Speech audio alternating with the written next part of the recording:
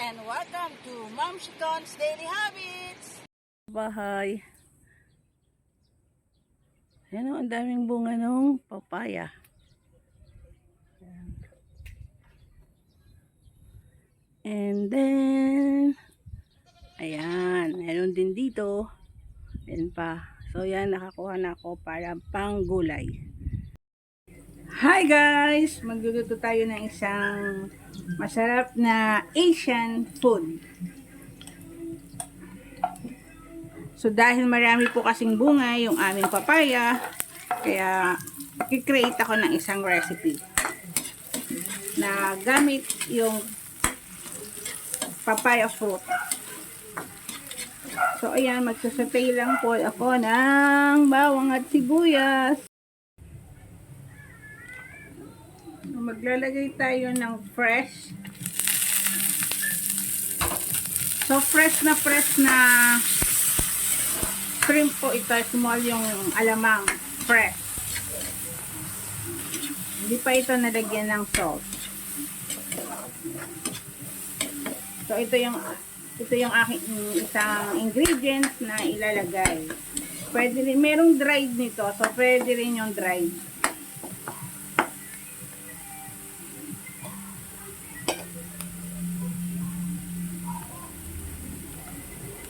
And then, yung ating crablet. Ayan.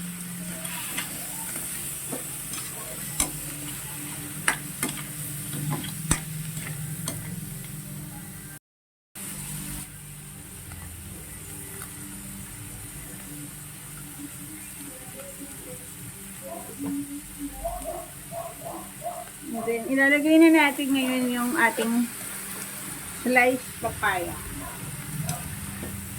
Yes guys, papaya po ito.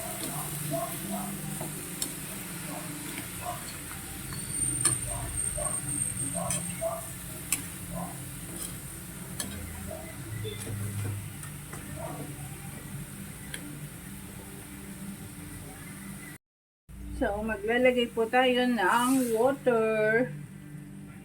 Pero kung may broth kayo, pwede rin pong broth ang ilagay.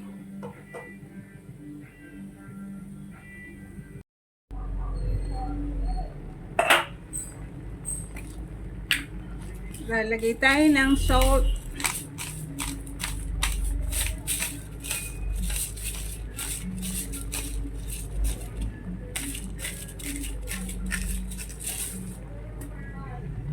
Then, lagay din tayo ng ground black pepper. Hindi kompleto ang aking recipe pag walang black pepper o white pepper.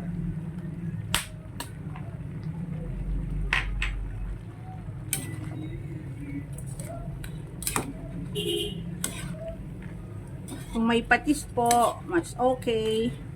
Yung fish sauce ng kasi mas umami, mas malasa po siya. So wala akong patis, kaya yung pink rock salt yung aking ginamit.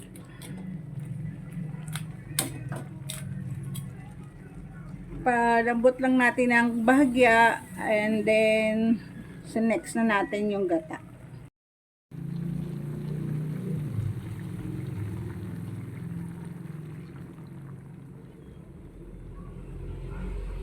So, ayan, lagay ko na po yung coconut milk.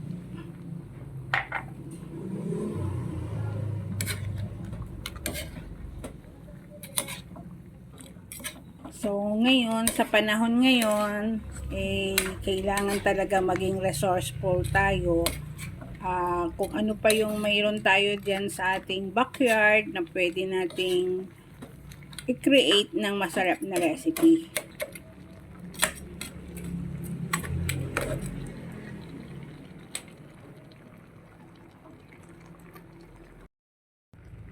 I saw this in isang YouTube video ng isang Cambodian at saka ng Indonesian. Kaya lang talagang sobrang grabe yung sili na nakalagay sa kanilang menu. And then with curry. Pero this time, di po ako naglagay ng curry. Kasi may kasama akong kakain na ayaw ng curry. Pero yung ginamit nila doon ay chicken. Yun, chicken with papaya and papaya and then sili. Hot pepper, the red chili. Ayan. So, titikman natin mga guys.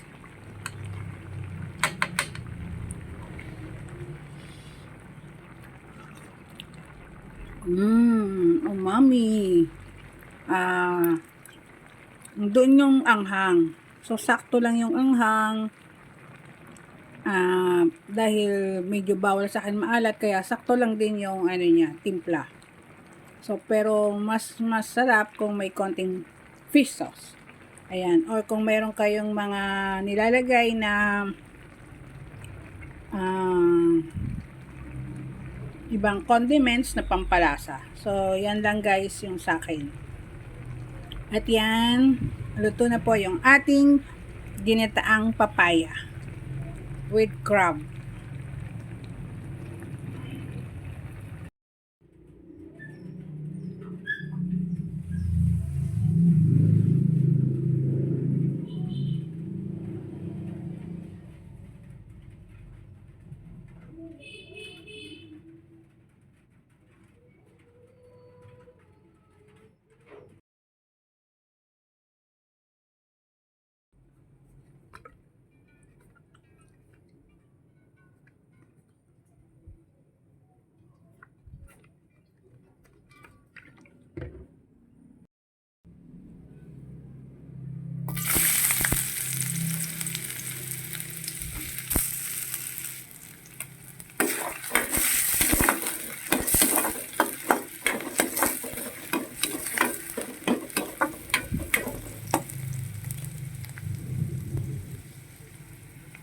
Unahin natin yung onion kasi mabilis masunog po yung onion. Ay yung bawang, kaya inuna ko yung onion. Ayan.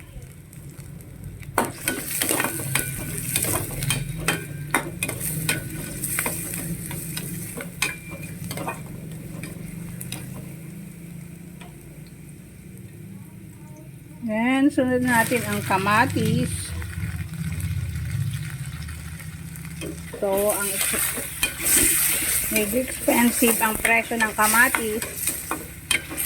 Kaya lang talaga, kailangan talaga ang kamatis sa recipe na to.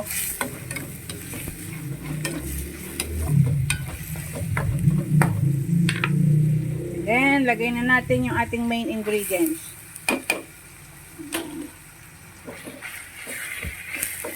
Ayan po guys, fresh alamang.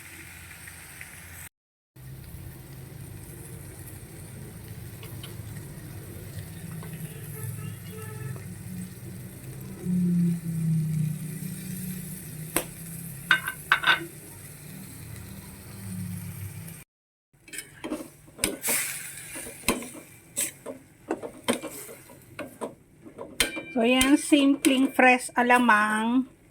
Ayan, ginisa sa sibuyas, bawang at kamatis.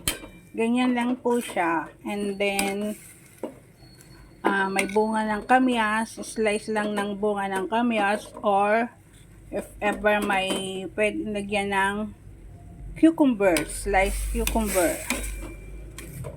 So, isang appetizer na po ito.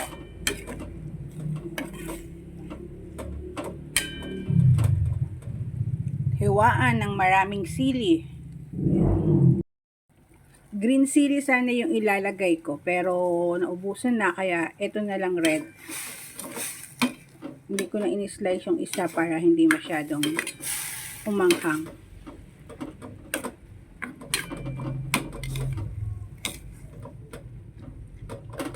We call it parang sinangag na fresh alamang.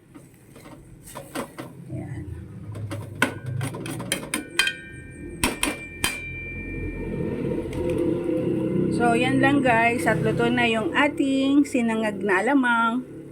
Sinangag na fresh alamang. Ayan.